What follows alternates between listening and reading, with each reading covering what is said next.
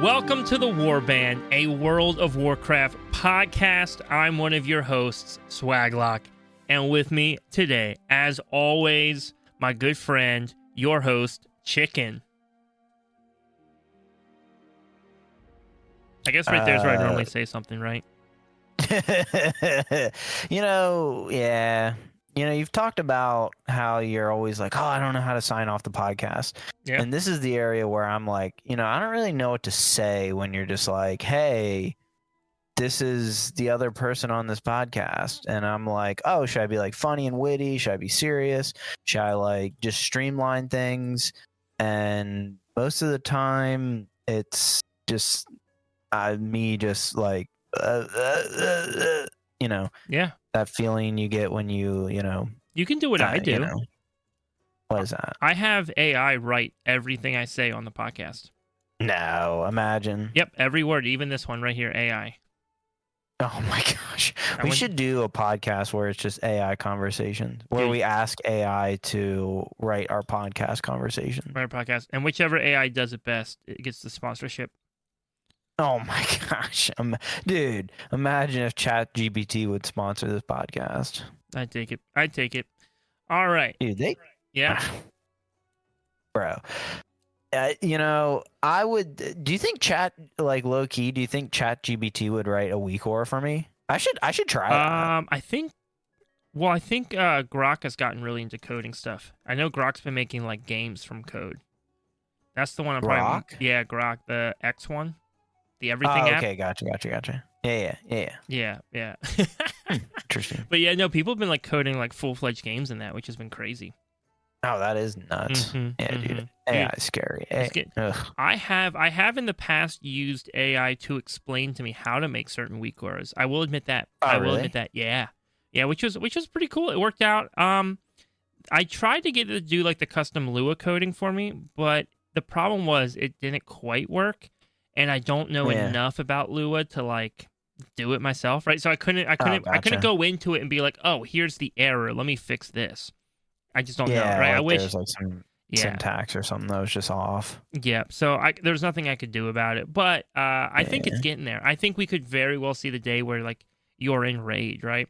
And you're just like, oh crap, we need like a weak aura for this, and you just whip open like AI, whatever your preferred bot is, right? And then have it make like a program for weak auras that you just import right away. 100%. 100%. Dude, I even did that this week not with AI, but this week at raid. There's something I love. Like, it's such a cool feeling when you're at raid and your guild's just stuck on something, and you're like, all right, let me make a quick weak aura real quick that should help everybody out. Give me like 30 seconds, right? You're like speeding through it. Oh, that is pretty neat. And it's like, yeah, I mean, it wasn't even much. I think we were just trying to track the bombs because we wanted to make sure we weren't popping multiple bombs at a time. But the debuff from the bombs wasn't all gone at the same time, so we were trying to make sure that we like all were in sync together, making the call outs appropriately. But whatever. Dude, how has your week been, man? Anything fun in WoW or just in general? Oh, dude. Not really, actually. To be honest, this season just is not doing it for me. I'll be honest. I'm just not. I don't know if it's because I'm not raiding, if like I feel like there's just not a lot of purpose to play the game, but like, I don't know. Like, the past couple weeks, I just haven't really just had the desire to play much WoW, to be honest. I will admit, the past couple days haven't been too bad because I've really been starting to play Mage a lot more. Yeah. And that's been kind of feeling good, and I've been liking doing that. I ran my first dungeon on Mage. I felt pretty good. Other than the fact that like I'm a straight bot when it comes to range DPS, and I have no idea like how to do anything as a range player. So yeah, I don't know what it is. I truly do think it's just the fact that I'm not raiding, to be honest, because when I was raiding, it kind of gave me a reason to be like, oh, like I gotta grind dungeons. Like, not that I don't like grinding dungeons, but it's like I gotta grind dungeons to get loot to, level up my armor. And then at raid, even I'd play DPS, so it was like kind of like even a different feel from dungeons, right? Yeah. So yeah, I don't know what it is. This season's just really not doing it for me. Like, I haven't even gotten KSM yet. Like, oh wow, yeah. I don't know what it is. It's not that I don't enjoy the dungeon pool. Like the dungeon pool's all right, but I don't know. Like something just feels off with this season. Like, and it's not even the fact that like I don't have KSM because I'm not good enough to get KSM, because I totally have like 1900 IO. And I haven't even done the Motherload yet. Like, I haven't even touched that dungeon once. Dude, the first time I tanked Motherload, I was like, what the heck is this? I did not. Yeah, I was not a fan. exactly. I'm getting more comfortable with it. Motherload is one of the few that I don't have portals for. So I still need to do that for Motherload. I have portals for most dungeons, kind of slowly working my way towards KSH right now. Do I have KSH? No, I might be a few points short of KSH. Oh, I'm 50. I'm 50 points short of Keystone Hero. And then at that point, I'm going to start working towards Keystone Legend, which will definitely be new territory for me. I know this season is generally a little bit easier-ish if you're in dungeons. So I don't know really how it scales comparatively before. But in my mind, I want to feel like I'm pushing myself more than I've ever pushed myself. So that's what it feels like. That makes sense. Yeah, right? yeah. I haven't had maybe as much gaming time just because life's been busy. This season, these past 2 weeks, I feel like I've had a lot more, which has been nice. And we redesigned how we do Mythic Dungeon events as a guild, and that's made them more successful, I think. So now I get to look forward to my Sunday afternoons where our guild is running keys together, and they've been very successful. So I'm even looking forward to. I'm like, okay, I can probably knock out like 2 more portals during that event, and it's just fun. I think that's one of the hard things with WoW is. WoW's not a solo player game. And I know there's plenty of solo players who play WoW, right? Like, that's just the nature of it. That's what delves are even for. That's what follower dungeons are for. Like, WoW has so much to offer everybody. There's so much to offer in WoW. But I do think if you're choosing not to play with other players, I think you're missing a major aspect of the game. And for some people, losing that is okay. That's like a sacrifice they're willing to make because they just don't want to deal with maybe some of the negatives that come with that. But overall, I think for you and I, it applies more so. The game is more fun with people, especially when it starts to get like a little competitive, when you start to feel like you're like trying to work together and teamwork, but also show that you're keeping up and even pushing beyond them. It's fun. Like, it's fun. Like, Brunick right now is tanking with me at Raid, which historically he's just been a DPS. And dude, the guy is like slamming damage on his Brewmaster.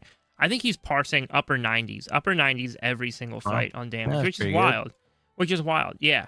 However, that's challenging because historically I haven't really cared too much about raid damage. We're doing heroic anyways, so it's not the biggest deal. So I normally parse like in the 40s. But my fun for it was always just like I would goof off with self healing. So I'd always try to parse in like upper 90s with blood DK self healing by just doing the dumbest things to see what I could survive. Yeah. And so this season in Raid, I've gotten like a little bit more competitive where I'm like, okay, I gotta like land my damage rotations more. I gotta think about it a lot more. But it's been helpful overall because even going into keys now, dude, I'm going to keys. Listen, I don't know if I've said this publicly yet on the podcast, but all last season I complained about tank damage. The tank damage just sucks. Threat sucks. It's just not fun to play tank. I need to like verbalize it. I need to actually say it in case I have not said it yet officially on the podcast. Tank damage is fun this season. Like, I'm actually really enjoying playing my tank this season. I mean, I always will enjoy it, but dude, I'm running dungeons, and if players are good, they're obviously outdoing me. There's some group pulls. Like if I pull a big pack, my AOE is pretty good on Blood DK, so I'll definitely for sure out DPS some of them. But on single target fights, most of the time on single target fights, DPS has me beat. But that feels like a sweet spot to be where like I feel like I'm the lowest DPS in the group. I don't feel like I'm a non-existent DPS. Does that make sense? Like I want to be like, oh, dude, like I can still feel competitive-ish, even if I'm not like necessarily in line with them exactly. It still feels like I'm benefiting the group. I think that's why healer damage right now kind of like, because I play shaman, healer damage feels stupid to me because it's like, why even do it? It doesn't, like, especially on shaman, you're not doing, there's no damage going out. Why even bother, right? No. And so on DK, it's just given me another aspect of the game to enjoy, which has been fun. Which is good. Yeah, DPS or like the tank damage is a lot better this season. I'm still in like a weird spot where tanking still doesn't feel like the greatest. Like I don't know. It's just weird to me. Like I don't know if it's Which spec I are don't you know playing? if it's like what'd you say? Which hero build are you playing for Blood? I've played both actually. Yeah, dude, Sand Lane's fun. I've played yeah, right now I'm rocking Sand Lane. I started with the other one. I always forget what it's called. Yeah, I started on that, and I think like 2 weeks into the season, I swapped. Yeah, and to be honest, after they buff it a little bit, I might switch back. Yeah, we'll have to see and just toy around with it a little bit. But the damage, it's cool doing the damage, but like I don't know, maybe it's just me. Something just feels just different still. Like I don't know if it's just the nature of the role, but like it never felt this way in Dragonflight. I don't know. Yeah, that makes sense. It definitely feels better than last season. Like, don't get me wrong. Like last season was rough. Oh yeah, definitely like, much better last season. Even today, we queued for a key. Like I just jumped in a key with Brunic. It was the first key I did on my mage, and we sat for probably a good 10 minutes waiting for a tank. Yeah, like easily probably 10 minutes, and I don't know. It's just something's odd right now, and I don't know if they ever expected tanks to have this much. Like I don't want to say power, but power is not the right word. Responsibility is the right word. In Dragonflight, I don't know if the dungeons were just like more clean cut, where I was like, oh, this is what you do every time in a dungeon, right? Yeah, it's hard to say because this season we're seeing some more like open area dungeons, right? You have Priory, you have Floodgate, yeah, more variety. You have Motherlode, right? These are all very open world dungeons that you kind of get to have a lot of control over your route. But what's also interesting, I think we'll talk about it some more later, so we won't harp on it because I also want to talk about how our weeks have been, what we've been up to. But dude, like if you look at the dungeons that won or look like they're winning the vote for season 3, they're 100% winning. They're all open world dungeons. Arakara, I mean, granted, Arakara this is probably for the trinket, right? Floodgate open. By the way, Floodgate is fun. Have you done Floodgate much? Oh yeah, dude. I would say Floodgate is probably my favorite one. It's so fun, dude. It's just a fun dungeon, and I couldn't put my finger on it and say this is why Floodgate's fun. Like, I couldn't be like, oh, this mechanic in Floodgate makes it fun. I just think overall, it's just a good feeling dungeon. Like, every part of it just feels good. For me, it's the secondary purpose. Like, I love dungeons that have, like, a secondary aspect to them where it's not like, oh, I'm just trying to get through this dungeon. It's like, oh, hey, I need to destroy these boxes. Even though it's like the dumbest thing ever, but it's like, hey, like this doesn't feel like I'm just coming in here and slapping things and killing things. Like it feels like there's kind of like a secondary purpose. But every one of the dungeons that won were open world. So it's hard because I think tanking wise it's easier not to have open dungeons, but then at the same time, once you get to know them, they're more fun, right? They're more fun once you know them than when you're learning, because when you're learning, you're like, oh, I don't want to have to figure. Like for me, I walked into Motherlode because I've never done Motherlode before. I walked in, I'm like, what? Do I really want to? What am I pulling? Because Motherlode is also kind of intimidating, where I think everything looks a lot closer than it is, and so you just look at it, you're like, do I have to pull all of this? Like Motherlode kind of forces you to like route weird, because the actual path through the dungeon, you would just pull too much. So you have to like kind of, sneak your way through, which I don't think I like that design. If I'm honest with you, I don't think that's a design element I love. I like more of the Floodgate, the Dawnbreaker, even Priory. Yeah, Priory's not bad. Where it's just kind of like, all right, here's a space. You have some spread out packs. Go for it, right? And even like Priory, right? Like kind of similar to Floodgate. It kind of has objectives that have to get done in an open space. So that's fun. Yeah. Yeah. And so you said you have you been raiding at all? I know you're not raiding with us, and no, not really. To be honest, I just haven't, dude. I'm lucky if I play like a couple hours a week. Yeah, dude, I'm sure you've been busy. Like not even that. I just I don't know. It's and like I do have a different work schedule where I'm like waking up like really early, so it's like by the time I'm like put the put the kids to bed, and it's like I could go play WoW for like an hour and a half, or I could literally go to sleep. And some days that is a lot better sounding than playing WoW. And I don't know. I don't think it's the nature of the game right now. I think it's just, personally and the season of life that I'm in, that WoW just doesn't satisfy that need, doesn't satisfy that itch anymore. That makes sense. So that makes sense, dude. I had a good not epiphany. I had a good though raid experience this week. It was unique. I should say unique raid experience. So I was streaming Friday night, right? And just like I was just running dungeons, dude. Yeah, I was just running M+ dungeons. If you're listening to the podcast, was it Tuesday? It was Tuesday. That's right. It definitely was Tuesday. Yeah. So last Tuesday, I'm streaming. Yeah, you're right. I'm streaming last Tuesday. I'm losing track of time, dude. It's been a long week. So I was streaming and I'm running some M+ dungeons. I think I was like running 10s and 11s, just kind of working on my portals. And I get a whisper from Capo. If you're listening to the podcast, Capo was one of our guests a bit earlier on in the pod. I think maybe like episode 20 or something. It's been a minute. What do you think? I think it was 25. Was it 25? Yeah, it was 25. Okay, wow. That was later in the podcast than I thought it was, but you are right. It was episode 25. Yeah, it was right before season 2 came out. That's right. So we had Capo on. Capo's wonderful. But I get a message from him. He's like, "Yo, dude, after you're done that dungeon," because he was watching the stream.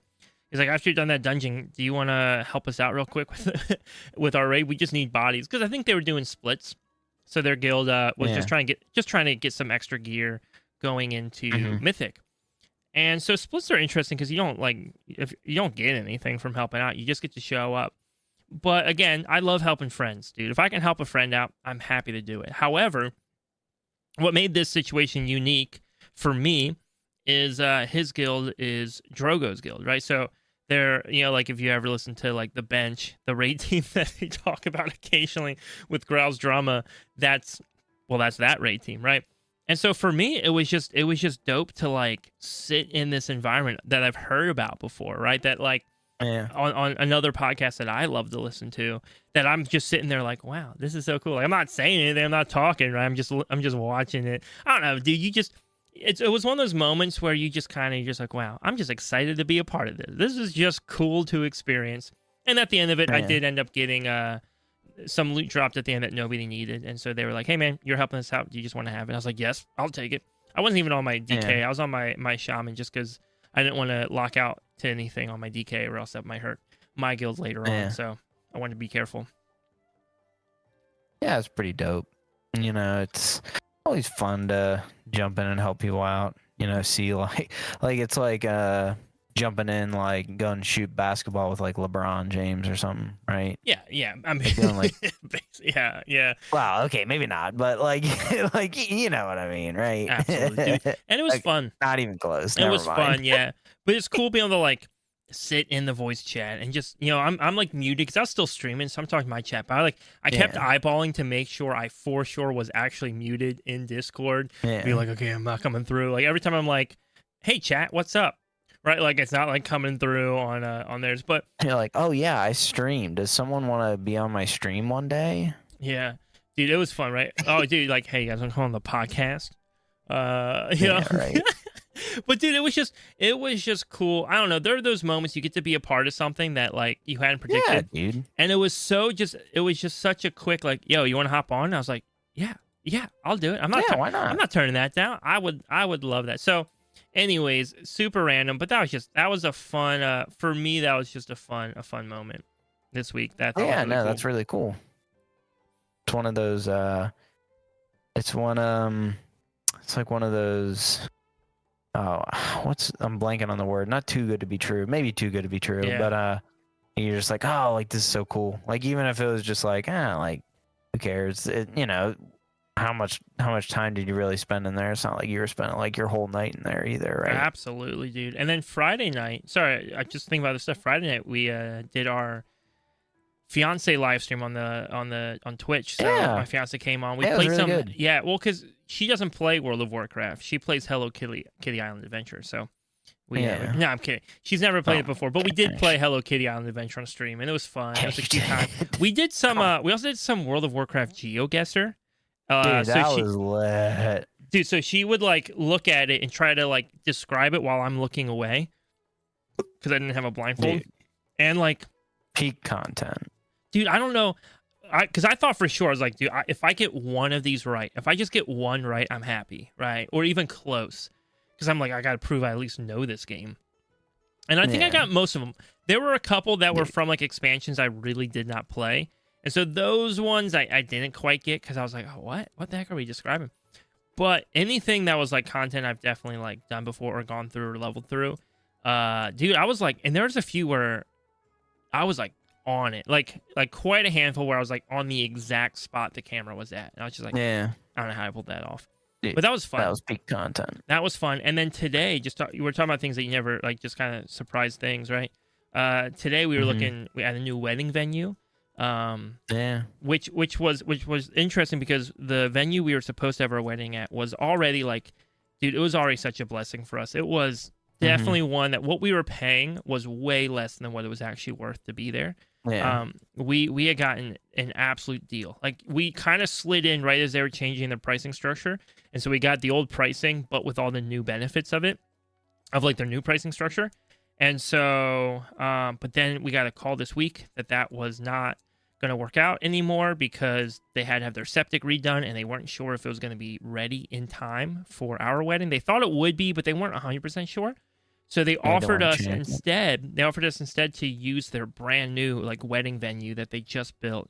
And so we went to check it out today, and dude, it was so beautiful. Like so beautiful. And it was one of those moments where I'm like walking away from this like, dude, our budget is small, bro. Like, and if you're listening to the podcast and you think your budget's small, no, like, dude, our budget was small. Our budget was really small. And somehow we're walking out of this like place that probably would normally cost like 20 times what we're paying. And so like, I don't know how it worked out, but just like through a series of events, we ended up with this. So I'm just excited. Our wedding's around the corner and it's getting exciting. So if you hear a couple podcasts with just chicken and I'm out, well, then you'll know why. You'll know why. Yes, you will, baby. But chicken, there's a lot of news going on this week, right? Just updates, new patches coming out soon. What's happening? Oh, well, I think I feel like we mentioned it, or it might not have been actually on the podcast. It might have just been like between the two of us, like us girls, right?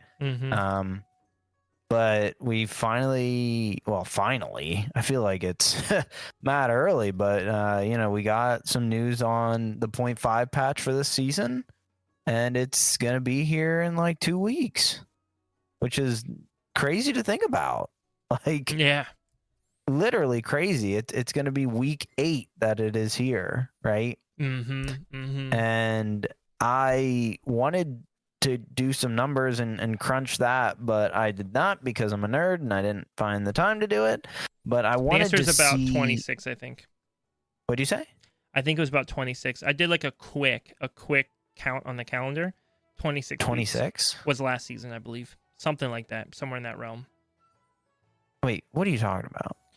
The amount of weeks last season.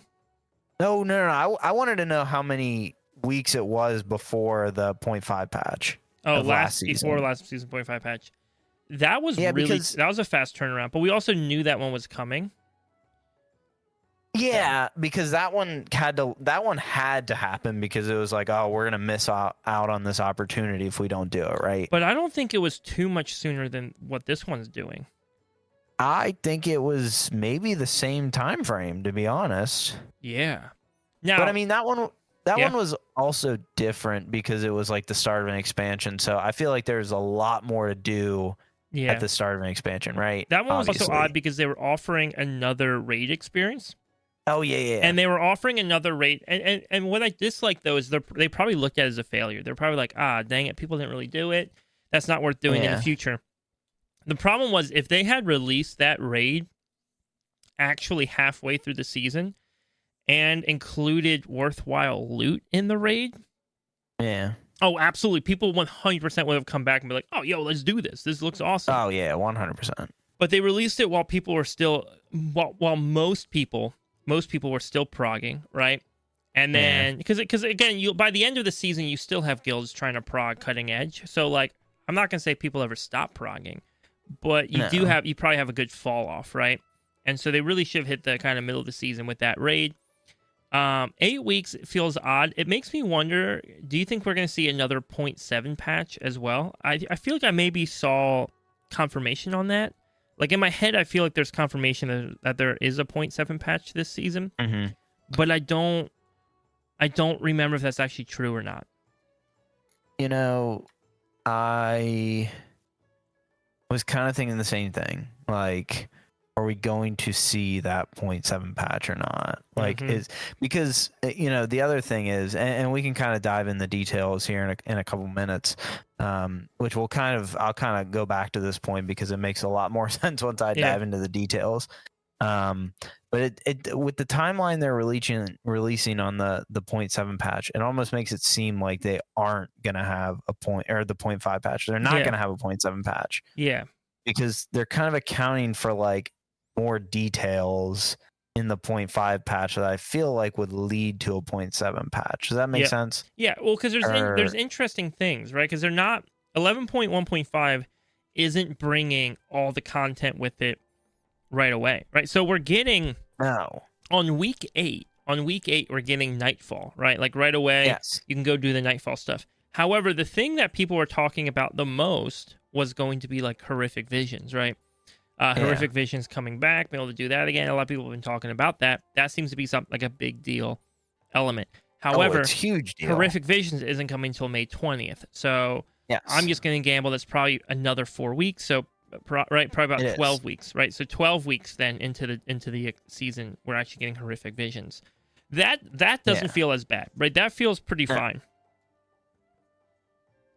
Yeah. No, that feels good. And then in between those two, they have this like kind of alt leveling experience that I can go into a little bit more details about when we get there. Well, but then after, what was that? Oh, I was gonna go to that now, but what were you saying? Oh, we can go in that now. The Winds of Mysterious Fortune. Yeah, it's interesting to me because normally we get that towards the end of a like expansion. Or the end of a season sometimes. Sometimes we'll get that at the tail end of a season when they want us to get ready for next season and be excited for next season. Because you hit this point, right, where it's like, is it worth it to do anything? And, gear is okay at the end of a season, but what's really worth it is to get more characters to 80 that you would be excited to play.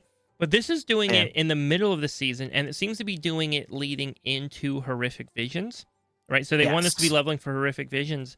So it does make me wonder if Horrific Visions is going to offer like really good catch-up gear or something.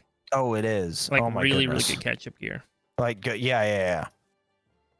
Like hero track gear. Okay. Dude, what doesn't give hero track gear? Well, I mean that's kind of the notion that I was gonna kind of get behind because it's like I feel like hero track gear is basically the new veteran gear. They should just literally get rid of everything other than hero track gear and myth track gear. Like at this point, like it's kind of sad to say, but yeah, man. Oh my goodness. And I mean, I know we're kind of like joking because obviously like normal raid isn't giving it, right? And technically, if you run dungeons, it's only putting one of them in the vault. And I think from delves, you can technically only get it from the vault unless you have like one of those maps or something. So like, but the point being though, it feels like hero gear just comes from everything. You can source it anywhere, right?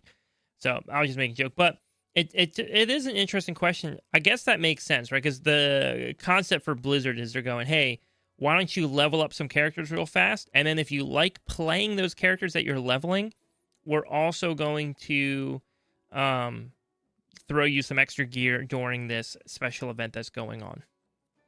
Yeah. Yeah, see, cool. this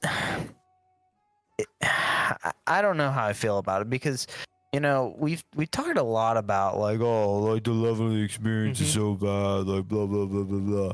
But like this isn't really a leveling experience. This is basically saying like, hey, we're gonna give you hero track gear, right? Mm-hmm. And not even, hey, we're gonna give you hero track gear in a good way, in my opinion. Like I think this is kind of a crappy way to give hero track gear.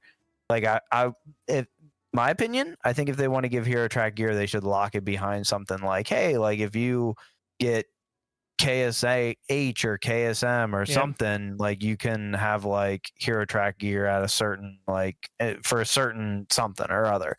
This is like Torghast basically 2.0 from what I've gotten.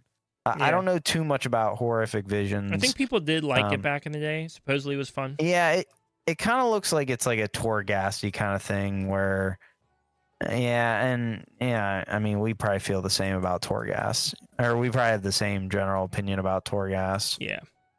But not my favorite. Torghast was not my favorite. I feel like Torghast was one of those things that had so much potential, like so much potential, and then for whatever reason, it just felt like a chore. Like the way it was implemented, it was just like, oh, this feels like a chore.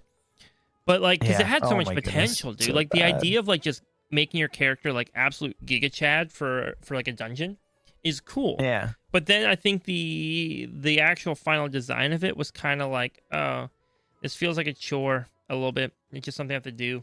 But I don't know. I don't remember what I was thinking about what I was saying, but yeah, because we talked about the leveling experience. I think the leveling experience in WoW is a terrible new player introduction experience, right? It's just not fun, right? It's just not a fun leveling experience.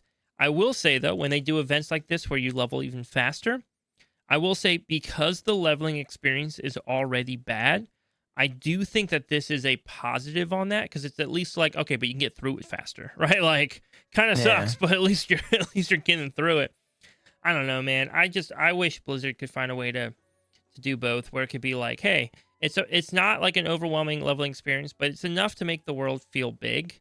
I think the problem though is you know what? I'm the holdest because I think there's a question that we got from a viewer this week that actually would let us go into this conversation. Oh, you think? Yeah, I think so. Okay. I think so. And so let's save it for that question. Let's save it for that question because I do have some thoughts. I like it. But anyway, yeah, but perfect. But dude, there's but then even like that Dastardly Duos thing, seems kind of cool, right? Like it just seems like a totally different type of gameplay. So that could be fun. That could be fun. Yeah, I definitely think they have. Oh my goodness, I just like clicked out of it for some reason. I literally just clicked out of the article. But yeah, I think they're definitely giving us the content we want, but the time frame around it just seems very peculiar to me. Like this, like kind of how we were saying earlier. And if I can pull up the article again real quick, here it is. They have it pretty spelled out from April 22nd, and it looks like this Dastardly Duos is gonna, last until July 15th. And kind of just doing the quick math here, before the podcast. So, listen, dude, season three better not drop. What was that? Season 3 better not drop on July 15th. You don't think? Oh, wait, July 15th. Never mind. I'm good. I'm good. Not June 15th, not June 15th, If they dropped it on June 15th, that'd be kind of bad. Well, dude, it'd be a problem because, like, if my fiance has to go on the honeymoon by herself because I'm home playing WoW, dude, that's a horrible way to start a marriage. Not even that, bro. That would be way too soon. Yeah, that would be that would be a mad early, like, like that would basically be like season 2 being like literally like 4 months long, like 12 weeks. Yeah, true. Or 16 weeks. But like, I don't think 20 weeks, if they do till July 15th, it would be from March 4th to July 15th, which is right around 20 weeks. Yeah. That doesn't sound awful to me. Like 20 weeks for a WoW season, like, I don't know. Like, to me, that doesn't sound bad, but what do you think? 20 weeks, is that enough? Well, yeah, I mean, think about it. Like, normally by the end of a season, we're just sitting there like, what is there to do, right? Like, what are we even doing? I do think there's a drop off. The question I have though is like, do you think we're going to see a season 4? What was that? I'm sorry. Do you think we're going to see a season 4? Right? Because the only reason why I even asked that question, only reason why that question is even on my mind right now, is because we got the poll for season 3, right? To see what dungeons they want. Yes. So it doesn't make sense, right? Like, why would they be giving us that poll now? Are they gonna then? Does that mean season 4? We're getting all the War Within dungeons that people don't like. Is that the plan? Yeah. Season 3 is all the ones people want, and season 4 is all the ones people don't want. Like what? That doesn't make sense. It also right, and they're also not necessarily going back to just like a full like, all right, we're gonna do all 9 or 8 whatever dungeons from the War Within. I imagine we're probably getting another new War Within dungeon next season. We definitely do. Yeah. So that's my gamble. We're getting another new one because normally they would do the mega dungeon split into 2. So that's my guess is we get another new one. Which, by the way, I don't know if I really have that much of a problem with. I kind of like either because I think they're trying something different where maybe the maybe the responses to mega dungeons haven't always been the best. So this is like an alternative. But it does make me wonder: are we not getting season 4? And if we don't get a season 4, just to expand on the question you're asking. Do you think that's too short of an expansion? I guess we've talked about this before a little bit, but we definitely have. Yeah. Which I mean, it's kind of like that thing of like, well, it's like not to get like too businessy on you, but it's like ROI, return on investment. Yeah. Do you feel like you've gotten enough content out of your $60, if you will, for your expansion? And personally, to me, I think 2 years is kind of where I'm like, this is definitely like the max, right? Yeah. 2 years worth of the same expansion is definitely enough, right? Mm-hmm. Now, if we're talking a year and a half, like I think a year and a half is like it sounds kind of nutty, but a year and a half I feel like is like the least that I'd want. Well, actually, I feel like a year would be the least that I want. I think I could be good with $60 for a year, but I mean, a year and a half. I think that might be like the sweet spot, to be honest. Yeah, a year and a half wouldn't feel too bad. And the only reason why, by the way, though, if they were like giving us great season 4 content, right? Like, if it was like, season 4's out. And there's a new raid out, and all this stuff's happening. Even if it wasn't like new content, even if they're just like, we rehashed this old raid, and I go back, there's some new mechanics, right? Yeah, or something. Right. Cool, whatevs. I'm happy. I'll do it. But right now, and I think that's the weak spot. Like the mythic dungeon pool is fine, right? Like I have no problem with the mythic dungeon pool during season 4s. It's just raid, dude. Yeah. Like raid feels dumb. Like raid just feels dumb during season 4. And oftentimes when Blizzard does something, we just go, well, they've done it. Now this is a permanent fixture of the game forever. Yeah. And the question is, like, is it actually? They've only done the Season 4 thing twice. Dragonflight and Shadowlands. Yes. Now, they have done Season 4s in the past that were, like, actual seasons, right? It was, like, actually a new raid, actually new content, stuff happening. Yeah. Yeah, I knew that. Yeah, the current structure, I think, is a very, I'd have to go back, but I think it's kind of really only been going on since, like, Shadowlands? Huh. Yeah. Yeah, I will admit, there. If I'm honest, there's definitely a depletion. There's been a depletion of maybe raid content being put into the game. With that said, they have been constantly adding in new zones, right? So they're always adding in new zones every season now, which back in the day, right, like Wrath of the Lich King wasn't adding new zones. I think Pandaria added one. And it was small. It was a tiny little island, right? I know BFA and Legion did for sure. Warlords of Draenor promised to do it, and then they did not do it. Oof. Yeah, well, Warlords is one of those cases where they promised a lot with the expansion released, and then they struggled to deliver all of it. And even players got to the point where, like, hey, can you just instead of doing that, can you just give us a new expansion? Like, it was just better to get out of Warlords and into Legion, to be honest, than to stay there, right? But yeah, they were supposed to get like a big ogre continent or something that you went to, but that never happened. But But then we're also Interesting. getting things like Nightfall, right? Like Nightfall coming to the game. We're getting things like the Dastardly Duos, right? Horrific Visions is being revisited. So it does beg the question of like, okay, we're not getting as much raid content, but are we still getting content that's like equivalent to some degree? I don't know. It's hard to tell. Are they just like packing it in more densely? I think so. I think they're packing stuff in more densely. I think maybe the sacrifice of that 4th raid has kind of been, more content elsewhere in the game. I mean, we have delves now, right? So it's what it is. It's what it is. But again, though, to me, it's less about time and more about content, right? Because if they're like, hey, new expansion came out, and then there's no new content until the next expansion, then I'd be like, yeah, no more than a year, please, right? Yeah, like we're ready, right? But that would have to have been the norm, right? And that's not the norm. If Blizzard did that right now, I'd be angry, right? I'd be like, yo, what are you doing, Blizzard? Give me content, dude. But the norm right now is having seasonal content during an expansion. And so if they cut a season 4 where I'm not actually getting anything, I would not like the story's not progressing, nothing's happening. I wouldn't mind though if they did like short season 4s, right? It was like, hey, we're doing season 4. Yeah, but it's 10 weeks. I'd be like, okay, sounds good, right? Like, I could get behind that. Yeah, like a 10-week, like a halvesy. Yeah, I understand like why some people would be like that because it's WoW is kind of expensive and it's we don't talk a lot about other games much in this obviously we don't talk about much of other games in a WoW podcast. Why would we? But you're talking about I don't know if you saw much about Nintendo Switch, like the new Nintendo Switch coming out, right? And a lot of people are up in arms about the price of Nintendo games, like they're ridiculous, like going up to close to $100, right? Yep.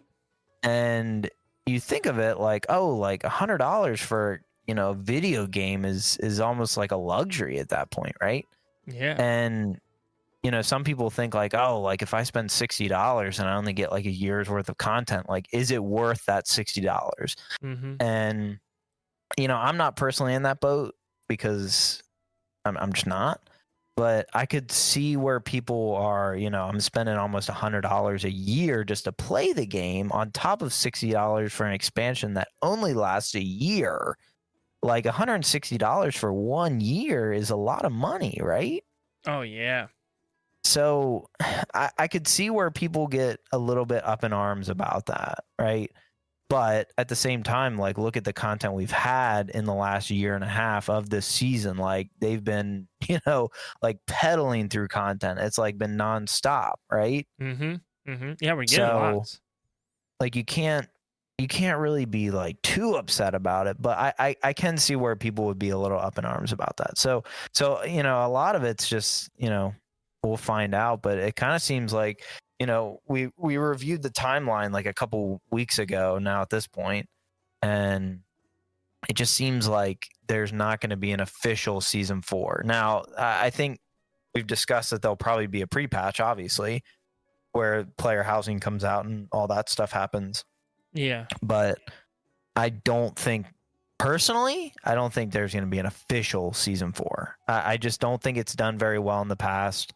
I think people have just been really upset with it in the past. And I think they're, listening, which, I mean, Blizzard listens pretty well, to be honest, for the most part. So.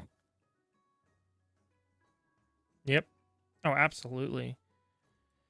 I can't really complain too much. But, yeah, I mean, so that's a decent amount of 0.5 talk, and we'll definitely have more 0.5 talk in the next couple weeks. While obviously we get more information about the new leveling and Nightfall, because obviously I don't think they've given too much information about Nightfall. I mean, they probably have, but they also talk about the cooldown manager. Oh, dude, yeah, let's talk about that. I am kind of goated for that. Like, as someone and this kind of leads back to the same conversation that we I feel like we go back to all the time. Like, how would WoW be played on console? Yeah. Because there's just a lot of things that happen on PC WoW, and it's in PC games in general, right? Yeah. PC games are obviously a lot more moddable, and you can make add-ons and things like that. You know, you think of Minecraft, you think of other games, but obviously on consoles they just don't have that power. They don't have that, you know, capability. It's just not as open sourced and open, you know, world as you might think. But you know, adding things like this, like a cooldown manager that you'd see a lot of weak auras for, kind of makes me think that they're gearing towards that. You know, how do we add things that would be weak aura-esque or like add-on-esque that we can just add into base game WoW, right? Yeah, and for people listening, and they're like, what do you mean cooldown manager? Essentially, you can see when your abilities are up or when they're available to be used.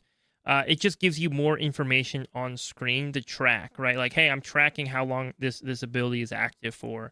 I can see it, and I believe you have pretty good control over what you can see. Correct? Mm-hmm. Oh yeah. Mm-hmm. Like it's not like it's like, hey, this is you know, pretty good. You know, not like, hey, this is just gonna be like in the bottom of your screen somewhere. No, this is like pretty legit. Yeah, and because I've built my cooldown managers for my characters in Weak Wars, so I might not, I don't know, we'll see.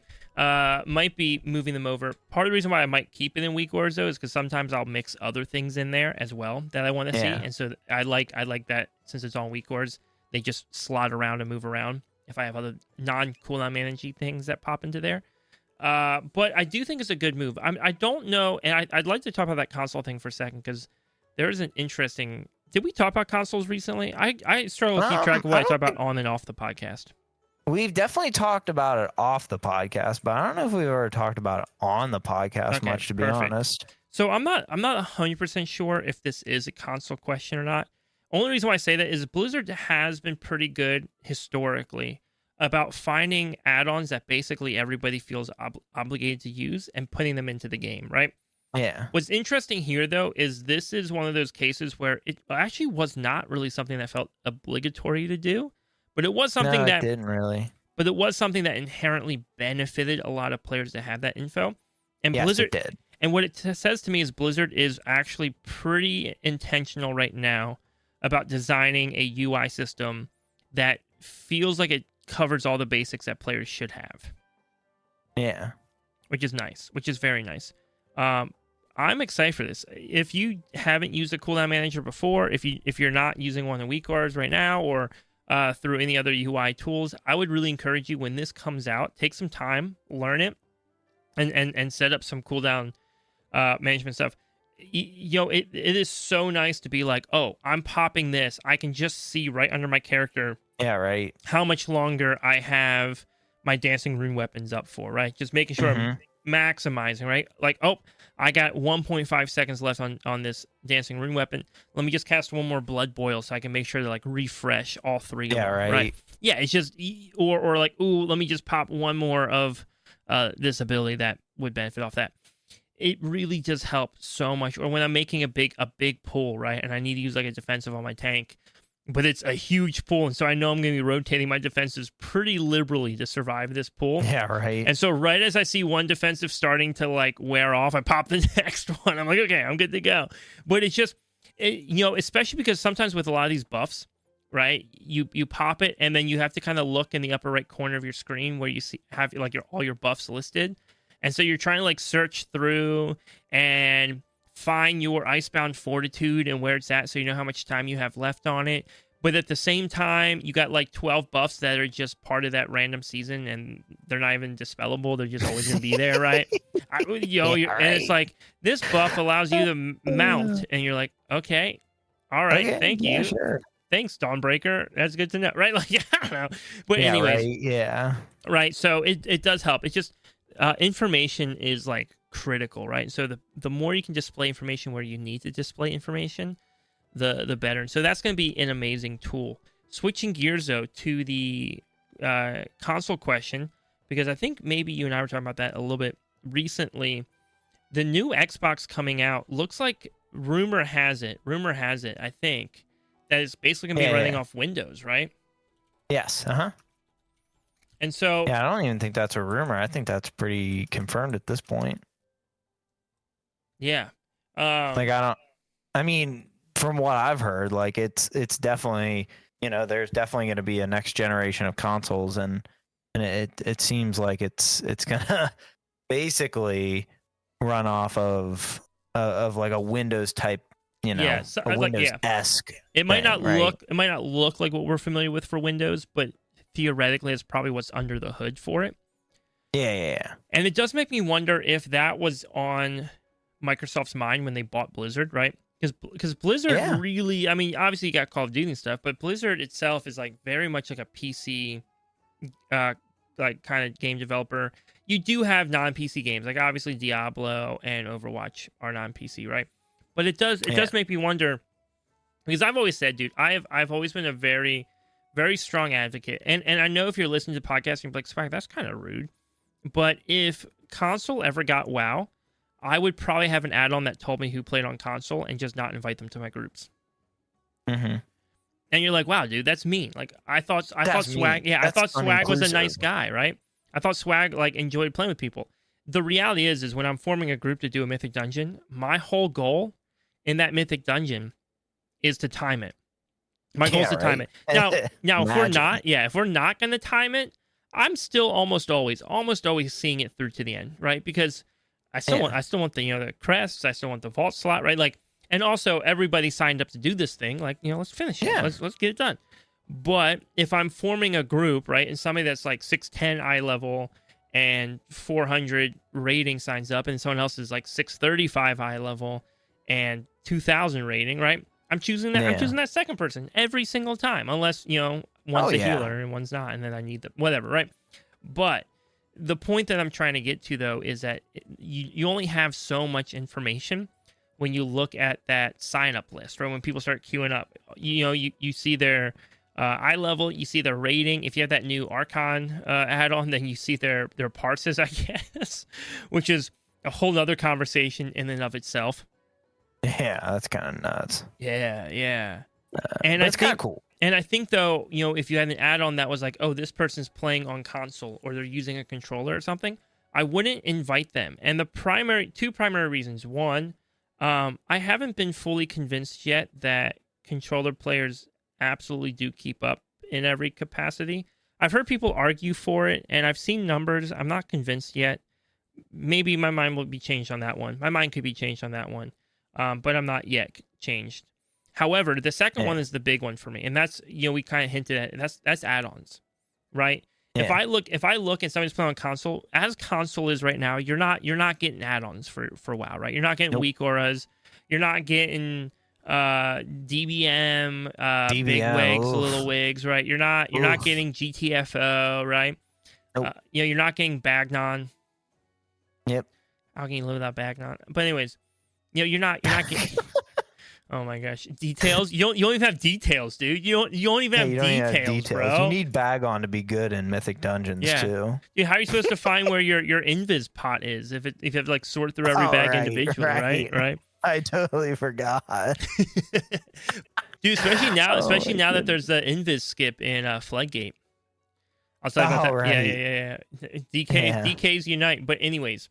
So, right, like all I know looking at that person queuing up, right, is, okay, they're on controller and they don't have add-ons. That's two things that inherently I go, okay, the controller, probably a disadvantage, right? Can't guarantee that's a disadvantage, probably a disadvantage. But, right. Yeah. Add-ons, though, somebody running into this dungeon that has no ability to track how well they're actually performing in this dungeon. Somebody running the dungeon that can't utilize add-ons to offload some of the brain power running through this dungeon, which means that person now has to memorize every mechanic that can occur in that dungeon and how that mechanic looks and sounds and when it happens. That puts them at a disadvantage, right? Yeah. Are these things that could be overcome? Sure. Like, I'm sure if WoW came to console, you would for sure see a few console players playing in like the highest capacity of the game because people are crazy. People are crazy and they'll do crazy things. But I don't think that would be the norm. And I think this change with Xbox, that if they're going, right, this is all theory, but if they were to go, a game theory, if they were to go for a Windows-esque, like even just Windows under the hood, but designed to look like normal Xbox, interface, but it still allowed you to go, because it was Windows, right? You could still go, oh, I'm just going to import this into my WoW folder, right? Install this real quick. You know, that would be huge, right? That would be huge. Like, imagine having WoW be able to be played on a console as if it was just being played on PC altogether, right? Add-on support, mouse and keyboard support. I mean, obviously, it already has mouse and keyboard support. I would say though, when I logged into Hello Kitty Island Adventure for the first time with my fiance on Twitch this week, the first thing it says is, it goes, "Hey, this game's way better on controller. You should plug a controller in right now." Like, it literally like brought up like a whole screen, show me every kind of controller that I could plug in. It was like, you really should play on controller. Like, this game is much. Yeah. Yep. It was very much. And honestly, if I had known, I would have set one up, because it would have been easier for the two of us just to pass a controller back and forth. I hadn't even thought about that, right? And so I would say if WoW ever came to console, I think that by default it should really tell you to play on the mouse and keyboard. Really? Yeah, I think 100%, right? Like, I think 100% it should be like, you open up the game and the game goes, "Hey, we see you don't have a mouse and keyboard connected. You really should. You really should play on mouse and keyboard." I would almost go as far to be like, "Hey, this game requires a mouse and keyboard to play," and then allow you to just get an add-on that bypasses that. Yeah. So that way, if you really don't want to, there's like ways to get around it. But the easier way is just to do it, just to do the thing. Because again, though, like the problem with console players. I know I've been ranting for a little while on this topic, but the problem with console players is that you only get one first impression, right? You only get one first impression. So what happens when WoW goes to console and there's no add-on support right off the bat, and they're all playing on controller? Let's say there is add-on support, actually. Let's say there is add-on support, and nobody really understands the value of that, right? Right off the bat. Let's assume they're not going to, right? They're not going to totally understand the value of that. It'll take a minute for console players to be like, "Oh, add-ons are important. I need to go get some." They'll find somebody. Somebody will tell them that. Somebody in the guild or something will teach them about it. Right. But you're going to get a bunch of players, and once you start on something, it's hard to switch, right? So once they want to start playing on controller, it's going to be hard to convince them to go back to mouse and keyboard, or to switch to mouse and keyboard. And so you're going to have this first impression that occurs where a bunch of people are coming to WoW for the first time, leveling up on controller, and then absolutely just sucking in Raid and Plus, right? Because again, WoW is a very button-heavy game. There's a lot of keybinds. You're going to have to memorize a ton of modifiers on controller in order to pull it off. Like, the people I know, like the people I know that play on controller, dude, it's all memorizing modifiers. Yeah, tons of modifiers. Yeah. And so, and you also kind of have to shortcut things, right? Like, you're really limited in class and what you can do. Which is a bummer, but it is what it is, right? I think about my DK, right? And like Death and Decay, I'll pre-place in spots I know that I want to be for when like a mob will spawn into that spot, or I'll place it somewhere because I know when mobs try to cross through it, I want them to slow down trying to cross through it. There's different things, right, that I do. I don't always want to just drop a Death and Decay on a target specifically or on myself specifically. I actually have a second macro to do that, so I have two macros. Oh my gosh. Yeah. Oh yeah, I have the same one. Never mind. Yep. Yeah, it's just easy, but. I was like, "Oh, right. You're a nerd for having a macro." And so, I was like, "Oh, wait." So all of a sudden, right, you have all these people coming to WoW on console, and the first impression is going to be like, "Oh, you literally cannot play WoW as well on console as you can on controller," and then that will forever be people's impression, no matter how it changes, no matter what. From that point forward, that will always be people's impression. You can't play as well on console as you can on controller, on mouse and keyboard. And then they're done. They're done, right? At that point, like, there's a negative connotation there, and it failed. So if it ever comes to console, Blizzard just has to be careful in how they do that. Yeah, and I just to touch on this one more time, I think WoW coming to console is kind of a big deal, and for anyone that's kind of like, oh well, if you want to play WoW, just get a PC. Like I understand the notion behind not giving a PC to like a teenager, right? Like, and even that consensus of like, well, how's a teenager gonna afford this? Well, dude, I'm gonna be honest, bro. I'm gonna be honest. I love being on the internet. I grew up since middle school. I had like my own gaming computer. And I'm an older guy. My dad had to work with computers a lot for work, and oftentimes we would get like leftover ones because they had to upgrade frequently. So yeah, I had a Which gaming is awesome. I had a gaming PC for a long time in my bedroom. Yeah, and I will just say, the internet is a vast, vast, vast place, and I will not be letting my kids have the unfettered internet access that I had as a kid, right? Right? Like, no, I'm a little too smart for that now. They're not. They ain't getting to explore all of that.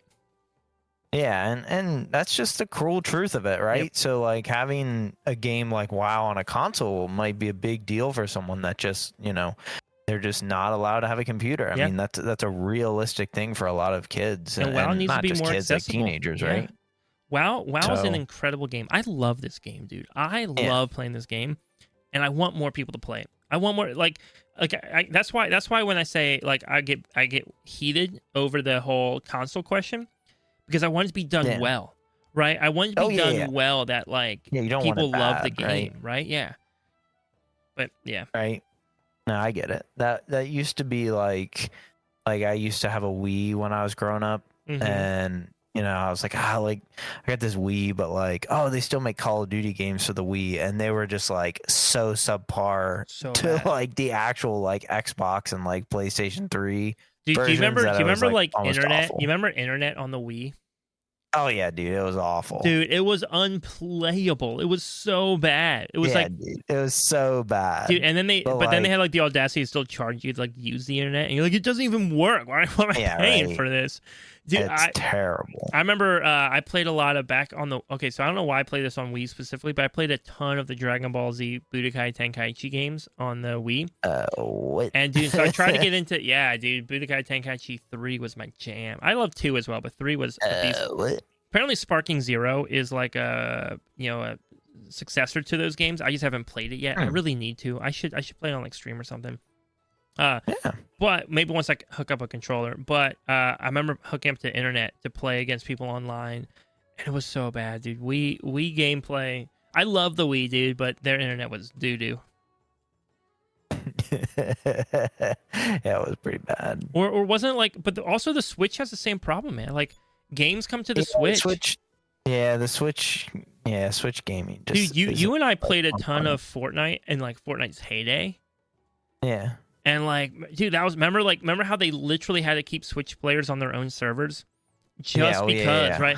Just because they were so bad. And part of it was probably because a lot of the Switch players were younger. A lot of Switch players were probably younger. But also part of it was literally could not play to the same capacity you could on any other console. Really bad. And by the way, though, like if I could only buy one console, I would buy a Switch. Or a Switch 2, I guess, right? Because what it offers is so uniquely different than what I can do on my PC, right? So like, you give so credit where credit's due. They make great games. Yeah, they kind of do. But the experience is often different when you're trying to port something over. Yeah, definitely. Oh my goodness. Mm-hmm. Anyways, so yeah. Speaking of porting things, we got 4 dungeon winners for next season. I mean, are we excited about those 4 of those? The question. Okay, so I voted for. I think I voted. I'm trying to remember what I voted for because I voted during episode 30's recording. I remember voting when we talked about, and I know for sure I voted for Dawnbreaker. I don't know if you could vote for multiple. Maybe you can only vote for one. I 100% though for sure voted Dawnbreaker. I love Dawnbreaker. Dawnbreaker is so fun. It's a great dungeon. I'm looking forward to it. Floodgate is another one. So the ones that look like they won are Arkar, Floodgate, Priory, Dawnbreaker, right? I love Floodgate. I would have no problem with Floodgate returning next season, even though we're literally doing it right now anyways. Yeah. Yeah, Floodgate's really fun. No problem. Priory's a little tough. Priory's definitely a little tough. Priory's a weird one, to be honest. Priory's a weird one because I both love and can't stand Priory at the same time. It's like a love-hate because Priory's rough. There's so many parts of Priory where I'm like, yo, this is awesome. I love this dungeon. And then there's other parts where I'm like, I want to go home. This is awful. I want to go home. Right? Like Priory just Arakara. Yeah, interesting. Yeah. Arakara, I think, is again a similar one in that vein where there are a lot of parts of Arakara that are a blast. Like a lot of parts of the Arakara that are a blast, and then there's parts of Arakara that just are miserable, right? Like the alert bugs. I remember doing that on beta. Now I do have a question, because I remember on beta the alert bugs only alerted the mobs that were immediately around them, and they basically just spawned in. They just basically spawned in the big guy, right? And then you fought the big guy, right? However, I do recall a few runs, and it didn't happen every time. Sometimes you would get an alert bug going off, and then they spawn the big guy, and you kill him, and you keep going. But I remember later in the season, one alert bug would go off, and then all of them would just instantly go off. And, I don't... And I don't think that was intentional. I don't think Blizzard was like, oh, you forget one kick, here's 4 more super hard, like elite mobs, right? Yeah, right. I don't think that was intentional. I think that must have been like a ironically a bug that was happening. I refuse to believe that was intentional. However, what I think gets me with Arakara is that last boss. Apparently, I don't know. To me, that's not a hard fight, but a lot of people really, really, really struggled on the last boss of Arakara, and so that's where I think Arakara became. That's I think why Arakara is for a lot of people such a miserable dungeon. Like a lot of people hate Arakara, 100%. And I think it's because you spent 25 minutes running the whole dungeon, right? And then you get to the final boss, and you're like, oh, we got 5 minutes on the timer. We're good. We just gotta kill this boss, and we've got this. And then you wipe to the boss 3 times, right? And now you're like at -10, right? Bro, you got 15 minutes left on the timer, and you still don't time that one. There were many runs of Arakara where I just didn't want to deal with it because I just knew. I saw like our group died at like the 20% health mark, and I was like, I'm not putting up with this. And I would just solo the boss. I would just do it by myself. Like, it's not worth it the release or die and then come back here and try it again. Like I'm just gonna kill him. It'll take a couple more minutes, but whatever. I'm just gonna kill him. I do think the Arakara got voted for because of its trinket, right? The sack brood. 100%. People love sack brood. And you know what? I've had a mix of feelings about that. Because it's kind of like, part of me is like, come on, guys, can't you like vote for the experiences that are fun, right? Like the dungeons that you just have fun doing, rather than like tormenting yourself to run on repeat over and over and over again, just to try and get this trinket, and then you can complain to your guild every day that you don't have this trinket. Like, I'm sorry, but I got like 5, 6, maybe 7 guild members' names in my head right now, and I love these guys. I love them to pieces, but I guarantee you they're gonna be complaining daily on Discord until they get this trinket again. Guarantee it. Guarantee. And every time someone else gets it, they're gonna be like, they're gonna post the meme from Fairly Odd Parents when he goes into the future and his dad's like, or the past or whatever, I don't remember, and he's like, this is where I put my sack brood if I had one, right? Like, he's like hands up, he's like angry. That will be going on. However, you're like, rip. Another thought I've had though since then is, are they doing it because it's nice stat on the trinket and they feel like they need that item because they need stat, or was that item actually genuinely just really fun gameplay? Like having that item made the game more fun to play. And if that's the case, right, I can 100% see why people would want to roll for that. Right? Like I've had trinkets where I'm like, I love playing with this trinket, right? Like having this trinket on my bar to activate is fun gameplay, right? Like if there was an option to have a dungeon in the pool that had like a cheat death trinket on it, I'd pick that every time, right? I'm like, give me the cheat death. I love those things. Yeah. They're amazing. However, there isn't one, so I haven't done that. So I can't really blame them. I can't be like, no, how dare you? Because now I look at them like, if that trinket is actually that fun to play, then that means every dungeon that season becomes a little bit more fun for them to do content in, right? So not just one good dungeon, but now every dungeon is just a little bit more enjoyable because they get to have that trinket. So it's weird. I think my thought has changed. My thought has changed on it. But I better not hear anybody who voted for Arakara complaining about not having the trinket. You did that to yourself. You know, I don't want to hear about it. I mean, I understand where you're coming from, but that's not the case. There's no way. Like the sack brood was literally like BIS for like every single spec in the game. Like literally like almost every single spec in the game had the sack brood as BIS. And it's come on, guys. But either way, like you're right. Like if someone's like, hey, this is what I want because I want, that player power. Yeah. Okay. Yeah. And it really depends, right? Worth it, right? Yeah. And it depends if it's just like, oh, I need this player power because it felt like the right thing. It was a status thing for me. Yeah. Then that's annoying. And I think that's, by the way, I think everybody who's upset about that right now, about Arakara being picked, I think they view it as a status thing.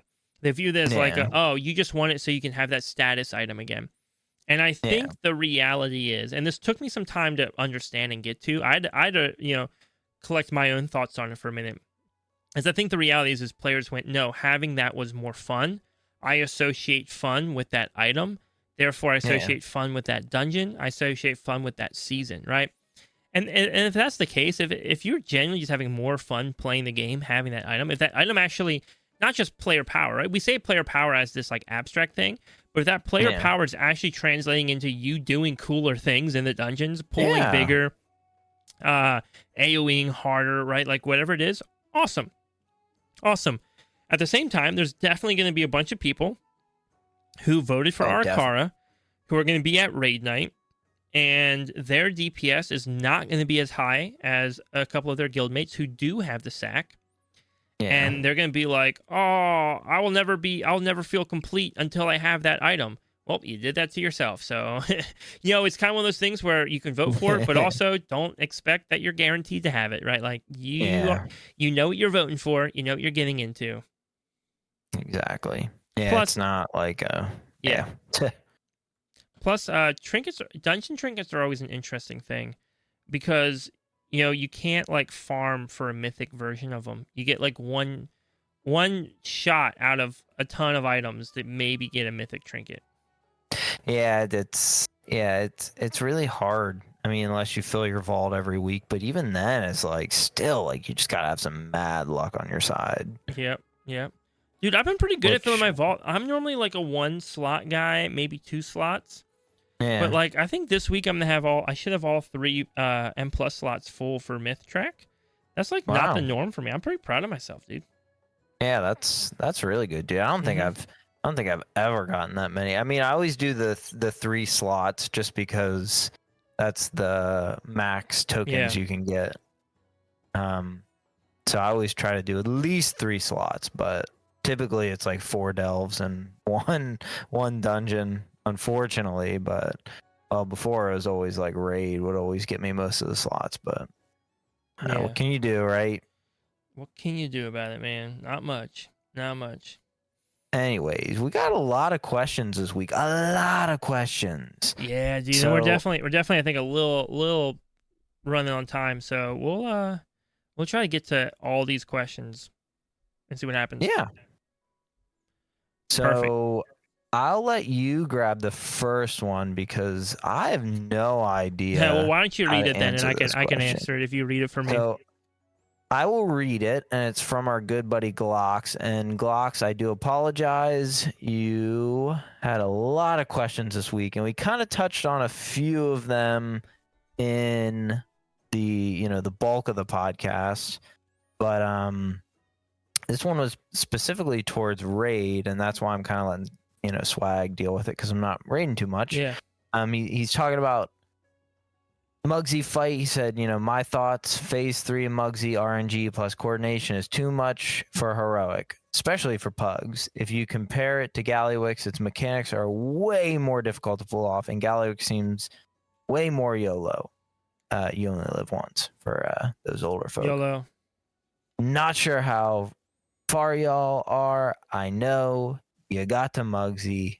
Discuss. Well, here's the thing. I don't know how to discuss this, so I'm gonna say, yeah, Swag. What do you think? Yep. So I Nerd? can confidently say a few things. One, I've killed Muggsy. Have you actually? You guys got it down? Well, so here's the thing. Remember when I was like Oh at the beginning of the my. podcast, I was like, yeah, I was in Growl's raid team this week, helping with splits. My I would, yeah. So that's how I got that kill. But also, Oh it's also worth noting. It's also worth noting I was dead on the floor most of that fight. Oh my gosh. Like I literally, but I was just there to fill space. I was literally just there so they could get more loot. I didn't care. And also, let me clarify. I was there on a character that definitely I have no raid experience on right now and was vastly undergeared, right? Yeah. So I just want to put those notes out there. So technically, I've seen Muggsy die in a raid team, technically, even though I wasn't very involved. But also our raid team, our actual team, while on my main character, my Death Knight, I've progged Muggsy 2 nights already. So we've had 2 nights of progging Muggsy. The first night, we had help from Oreo, our previous guest. We had help from her raid leader. That night, he was kind of explaining mechanics, walking us through a bunch, which was awesome. A lot of knowledge there. And then this week was an interesting one because our actual raid leader, Lex, was back. But then he lost his voice that day. I think he had gotten sick from his kids, and his voice was just shot. Like, he didn't say a single word. He didn't say a single word in Discord the whole night. Oh, no. He was there. He was gaming. He would type things out in chat. So I ended up raid leading on the spot, which it took me a minute to remember. I'm glad we had the week before with Desto leading us, so I could kind of try to remember some of the things he went through. Yeah, so I get to kind of speak from the experience of I watched one guild kill Muggsy with great coordination while I was dead. I got to prog it as just a player one night with somebody with experience walking us through the fight, and then I got to try and prog it myself as somebody who hasn't actually genuinely killed the boss, trying to coach a team that hasn't genuinely killed the boss, right? So I've kind of had a few different vantage points to look at Muggsy as a fight. Now, I do understand on Mythic, Muggsy is a beast of a boss on Mythic, and probably needs some nerfs if he hasn't already been nerfed, right? But a lot of the Mythic issues, like a lot of the things that make Mythic Muggsy so difficult, don't exist in Heroic, right? Especially the goon cages. The goon cages don't. Yeah, the goon cages just don't react the same way they do in Mythic, and that helps a lot. Now, he's saying Phase 3 Muggsy. So Muggsy hits this point where like tons of like bombs start coming out that start walking towards players, and it just kind of gets super hectic. It really is just like this, like you're just trying to burn him down. You're just trying to burn him down as fast as you possibly can and not die. Here's my thought. We're 8 weeks. We're 8 weeks into the we're not even 8 weeks into the season, right? The new patch comes out in 8 weeks. So what are we, like 6 weeks in right now? This is week 6, yes. This is week 6, right? This is week 6. Yeah, I mean, if groups are having trouble right now on week 6, I'm not worried. I'm not worried, right? Like, because here's the thing. Like, if you should be in Mythic right now, you would be in Mythic right now, right? If you're a guild though that progs AOTC, like our guild progs AOTC, so like that's our big deal. Now, a few times we've like stepped into Mythic after AOTC and gave it a shot, maybe killed a couple bosses here or there. But most of the time, AOTC is our goal as a guild. We work towards AOTC. We get super excited when we get it. It's a lot of fun. It's a challenge for us. We overcome that challenge. It's a blast. At this point in the season, week 6, I don't think bosses should ever be tuned for pugability. And I know that's kind of like a hot take, maybe, or maybe like a definitely not raid bosses. No, raid bosses, yeah. Obviously, dungeon bosses have to, but raid bosses I don't think should be tuned for pugs. I don't think that becomes engaging gameplay. I think WoW is at its best, and it always has been. WoW has always been at its best when you've got that full raid team in there communicating with each other, talking it through, strategizing together. It doesn't work well when you walk in everybody like, you guys all know the mechanics? Okay, good, let's go do it, right? Can that happen? Oh, absolutely, right? Like, and pugs will eventually start clearing it. Yeah, well, yeah, LFR's a whole different conversation. But Pugs will obviously clear AOTC for sure. They'll get it. Muggsy also feels extra hard because Gallywix isn't very hard, but I don't think Gallywix is intentionally so easy. I think that was a mistake. I think things just got tuned unexpectedly, and Gallywix suffered because of it. That's whatever. Dude, because I did do the Gallywix fight, and I lived the whole Gallywix fight. And I didn't even know any. I didn't Heroic? know. Yeah, and I didn't know anything that was going on, dude. I knew nothing. It was one pull, bro, and I'm just sitting there like spamming chain heal, like I don't know what's going on, but I'm living. Oh my goodness. And so yeah, well, I knew enough because I've obviously killed him in normal a few times now, but yeah. So I think Muggsy. I don't. Maybe we might see some tuning changes on him for heroic. But I don't know. I don't know if it's really a huge issue. Again, I don't think the target audience is Pugs, right? I think Pugs are ultimately like, hey, if you don't have a group that you're consistently raiding with, here is an option. Or hey, if you're just trying to go get some kills in because you're working on an alt or you don't have time to raid, here's an option. But really, I hate saying because it seems like such a vague and almost condescending answer, but the answer is to raid with a guild. Like raid with a guild, that's what they're designed for. The raids are designed for in mind to have a guild, because then what happens is like, what do you lose if you start tuning your raids for Pugs instead, right? So you start going, okay, well, we need to get rid of things. You gotta get rid of things that require communication. You got to get rid of things that punish the whole group for single player's actions, right?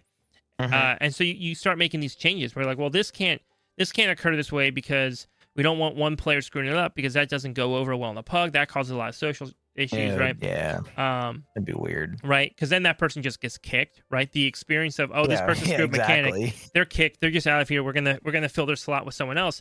That's not how a guild works, right? Like a guild doesn't work that way. A guild goes, oh hey, you screwed up this mechanic. Let's talk about it.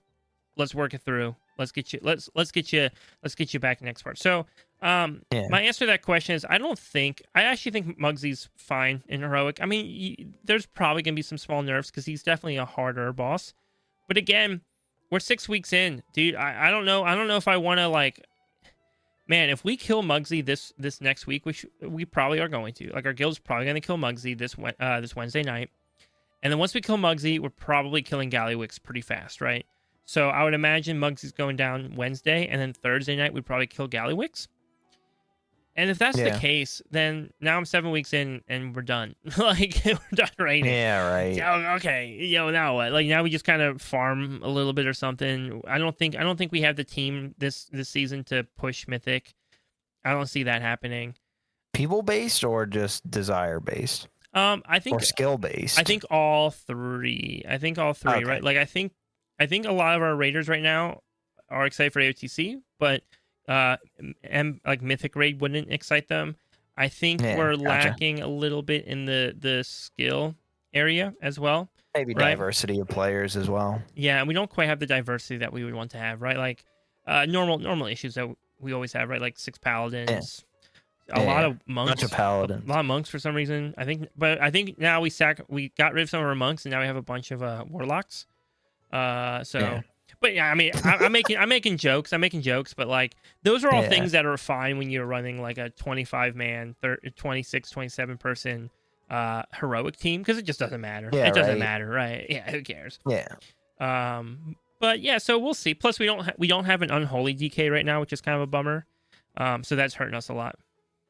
Dude, that is not hurting you even in the slightest. Dude, unholy DK, Giga Chad damage.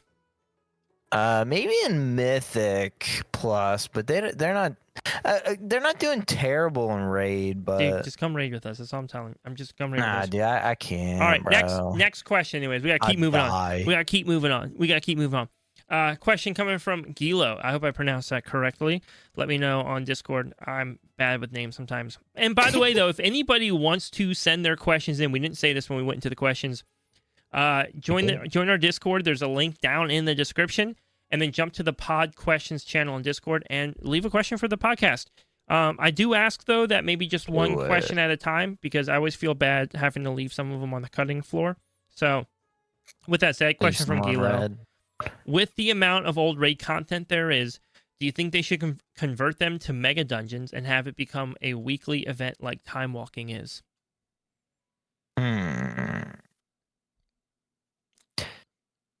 Well, a weekly. Oh, I see what you're saying. Like every couple weeks we do it. Yeah, I see what you're saying. I thought you meant like have one every week. I was like, whoa, that sounds like a lot actually. No.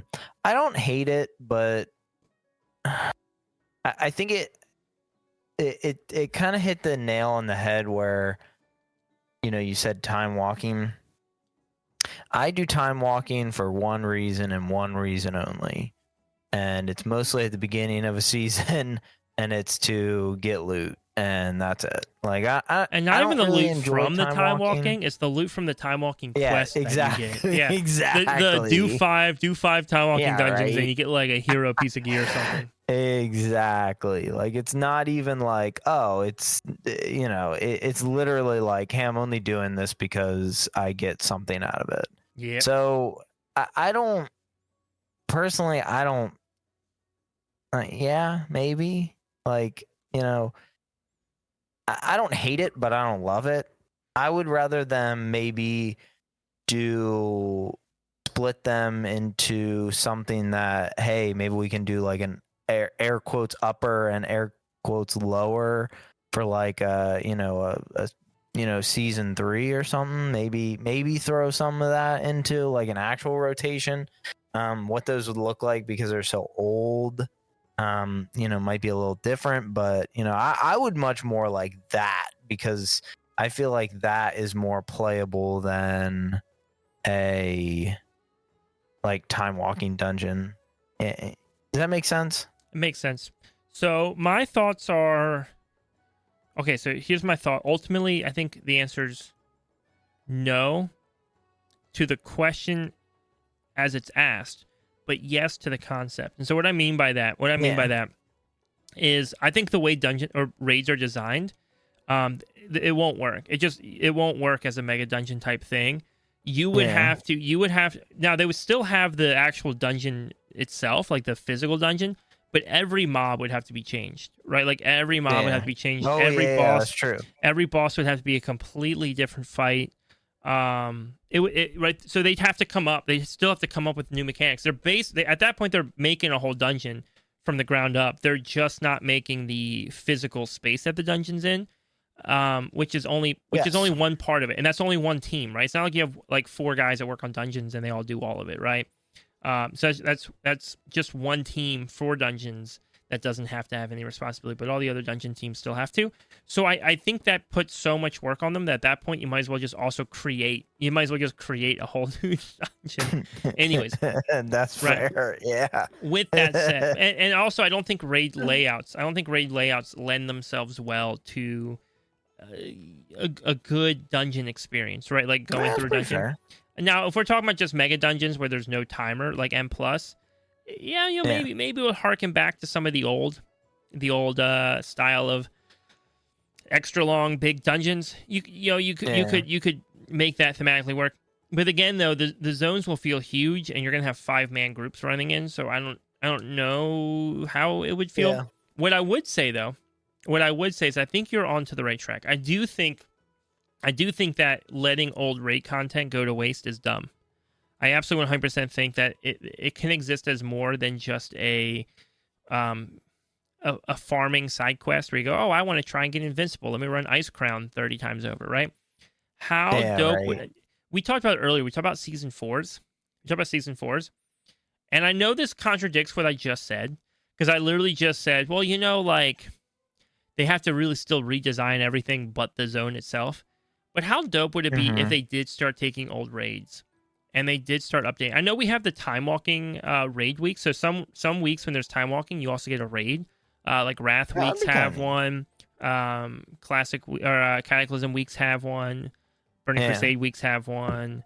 I think Pandaria might have been given one. I don't remember, but probably. I think maybe recently. I think.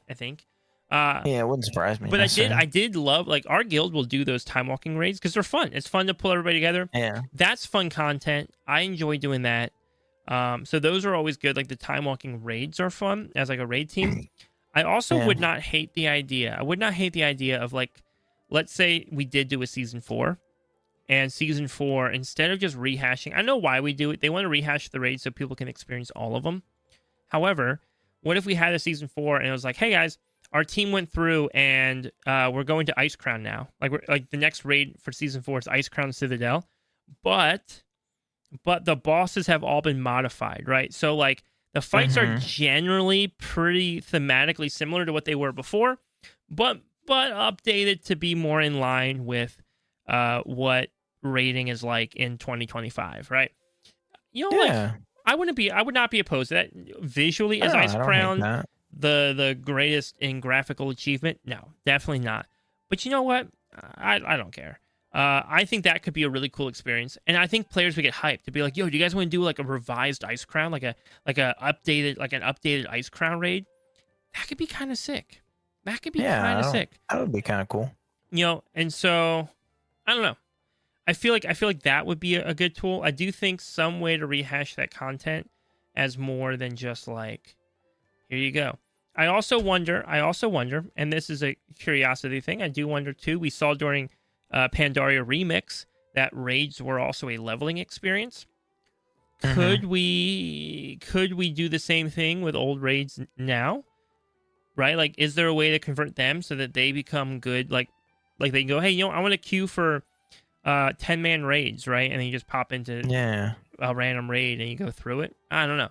The hard thing with that though is I don't know if that's the best leveling experience in terms of time, but it's an option if you want to do it, right? I don't know. Maybe that's not worth their time. I do think though there should be something done, but I don't think it's mega dungeons. I don't think converting your raids to dungeons is going to I don't think you'll make compelling and enjoyable dungeons to do through doing that, but there should be something done to them. Yeah, I agree with that. All right. Question number 3, coming from Gail. Do you think World of Warcraft still retains the same magic it had in its early years, or has it evolved into something entirely different? Chicken, this might be maybe more of a question for me, unless you have some thoughts before saying that.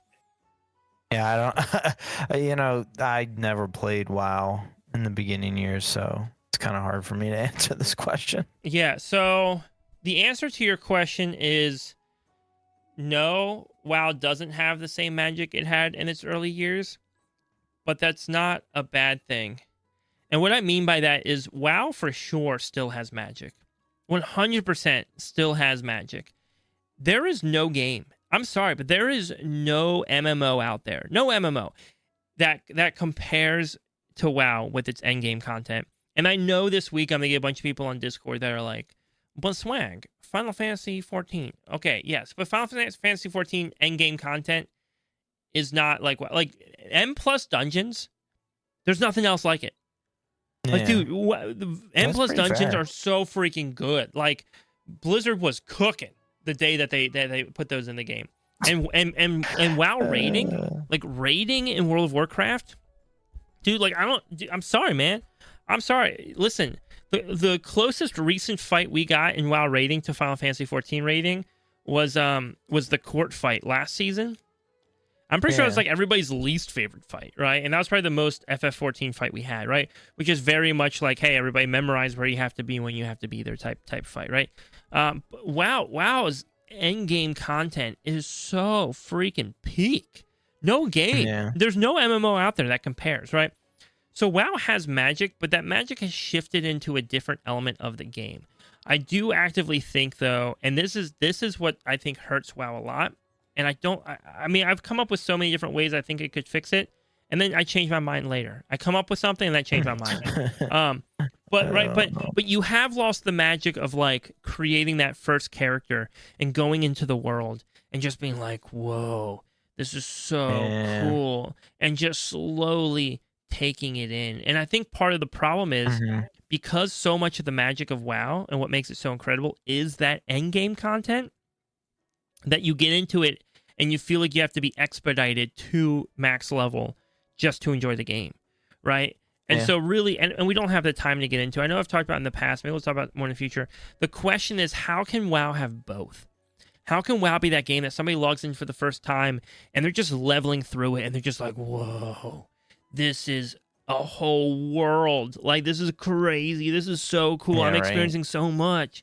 And then at the same time, they get to max level and they're just like, whoa, what is this game? And by the way, though, the person who, like, because I think people aren't coming to WoW because of the end-game content, right? Like, people aren't showing up to WoW going, yeah, I've heard N+ dungeons are the coolest thing ever. I gotta come do them. They're coming to WoW because they're like, oh, wow, this is like the premier like MMO fantasy game. Like, I want to go in and make a character in this huge world. And then through doing that, they're like, oh, yo, these N+ dungeons are kind of sick. This is pretty dope. I'm gonna stay, right? You know, that was me. Like, and that's many players. Now, Chicken might not have been that way because I think with Chicken, I was like, nah, dude, give it a shot. Give it a shot. Trust me. Just come play. Trust me. End game is peak. But, you know, I don't know, man. So I don't think it has the same magic it had in its early years. But that's not saying it doesn't have magic. WoW is still, WoW is kicking butt. It's just different. It's just different than it was before. It's a little bit more focused on the gameplay itself than the world itself. That's a good way of putting it. Yeah, right. A little more focused on the gameplay than the world. And the question is, can it have both? Like, can it have both? And sometimes I think the answer is yes, and sometimes I think the answer is no, and I go back and forth a lot. But we got another question from Philly Rhino. Saying, what older dungeons would you like to see in the Mythic Plus pool, and what older dungeons do you not want to see? We also got a question, by the way, sorry, because they're kind of very similar, from Kendo. So Philly asked that question. We got another question from Kendo saying, what are you guys' thoughts on if Blizzard should ever come out with M+ for older dungeons like Wrath? I think it would be awesome. I loved those old dungeons. So I will say we actually did talk about this quite a bit in episode 30 when we had Oreo guesting on the podcast. That was a really good episode. Coincidentally, I think also our longest episode. So if you want, so if you want a deeper dive into those two questions, I would actually go to episode 30.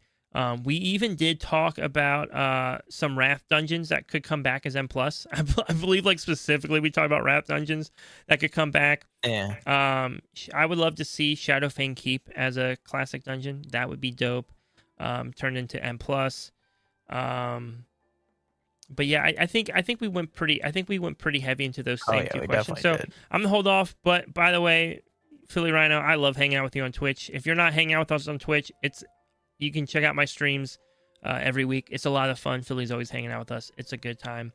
And lastly, Johnny Tips asked us, when do you think they should remove, update hero talents after midnight, after Last Titan? And if when they do remove or change them, what would you prefer versus what you think they'll actually do? Oof. It's a pretty loaded question, to be honest. Yeah, well, we only have a couple minutes, so... I don't think we're going to see hero talents go away anytime soon. I think they're going to stick around until at least after the Last Titan. Yeah. And then, to be honest, I think they're going to do a big overhaul after the Last Titan. I think there's going to be a lot of changes after the Last Titan. I mean, that's... why else would they brand things the way they've been branding if there's not going to be like a big change after the Last Titan? You know what I mean? Dude, I would not be surprised, and I've been thinking about this a lot lately, of like, I would not be surprised if when after Last Titan, whatever comes out next to that is basically a reset on the world. And everything else. Agree. And I think this is the thing people won't like. People won't like this, but I think it has to happen. I think when they rebuild the world at that point, everything else that has existed, obviously you want to keep all the stuff in the game because it's just content. It's collectibles, right? And people love collectibles and exploring during the quest. But Chromie time needs to be completely separated from leveling, right? Chromie time cannot be a leveling experience at that point. It has to be hey, you've made it to max level. At max level, you can go into Chromie time and experience these other things, go farm stuff. It would even, dude, imagine if you got to like max level on a character and it was like, you're max level. Would you like to do the full leveling experience of Warlords of Draenor? And then it puts you into Warlords of Draenor, leveling at the pace you would have leveled doing quests at that time. So you can like actually like experience it. And then at any point you can just leave, and when you leave, your character's put back to like whatever level you were, and then when you go back in, it like reverts you. So you're like, if you're like, okay, I'm level 30, but my friends want to do some keys now, I'm popping out Chromie time to go do keys, and then I'm popping back into Chromie time, and it puts me right where I was. Right? That's what I picture, because they need to completely separate it, and the true leveling experience of making new characters has to be a world developing element. Just like we talked about, like how do they bring that magic back of that first player experience? I know that's not where this question was going at all, but that just got me really excited. You are right, though. After the last Titan, I suspect we're going to see a big overhaul, or at least I really hope we see a huge overhaul to the game. I think it's pretty certain at this point. Yeah. Dude, I should make a YouTube video about this. I'm like actually like hyped on this concept. Getting giddy. Getting a little giddy. As for hero talents, though, yeah, I agree. We're probably gonna see a reset around Last Titan on some stuff. To be honest with you, I don't know. I think will happen for a while. The nice thing with the hero talents is they're just flavor. They're just flavor. Yeah, I think the one thing the hero talents have done a good job at is it's forcing you to kind of look at your talents and be like, okay, which one do I want? Right? And we all know, you're like, well, it's not really a choice. You just pick whatever Wowhead tells you to. Yeah, if you want to. Yeah, right. If you want to, right? Like, pick whatever Wowhead. But I would imagine a lot of players, I would probably say more players than not, probably just pick whatever looks more interesting, right? And so it is such a cool way to be able to quickly flavor. It's such a cool way to quickly flavor how your spec plays. So I think we'll see him live for a little bit. I wonder if it's Last Titan where it gets changed, because I don't think we'll see him change in Midnight. In Last Titan, when we see them change, or after Last Titan, they'll probably just build them into the trees, and they'll probably just build them as trees within. I don't know. It's hard to tell. I don't really totally know. It'd be hard to build them into the trees entirely, because they're also combinations of specs, right? So I guess I don't know. I'm overthinking it now. I don't know what I want them to do. If I'm being honest with you, I don't know what I want them to do with it. They could just get rid of them entirely tomorrow, and I'd be like, oh, okay, they're gone. Whatevs. Okay. But also, I enjoy them. They add nice little flavor. But then, again, it is, how much power buildup can you have before it's just too much, right? Yeah, no, I agree. There's a lot of power. Yeah. And that's the question, right? Like, because every expansion, we want more talents. We're like, give us new talents, give us new talents, give us new abilities, give us new... Need something new, right? Right. And then how many like 20 years of that, dude? It gets kind of bloated after a while. Yeah, too much. Yeah, there's too much. Yeah, it's like Discords, man, dude. You start adding channels because somebody's like, oh, dude, I need a channel to talk about boating, right? And then like a year later, you're like, guys, do we really need this boating channel? No one's posted in there in like 6 months, right? Do we really need? And then you this start channel? pruning. Yeah. You start pruning a bunch. I feel like abilities are like that, right? They're always adding abilities in, but they're not. They're also always like kind of taking out abilities. They're kind of like, oh, let's just take that away. Nobody's using this. Oh This yeah, is dumb. dude. It's my gosh. Like I feel like yeah. Like every season, they're like, oh, we're gonna throw in 10 new abilities, but then we're also gonna combine these 20 abilities with these 10. That way, it's not that hard. And then you're like, okay, absolutely.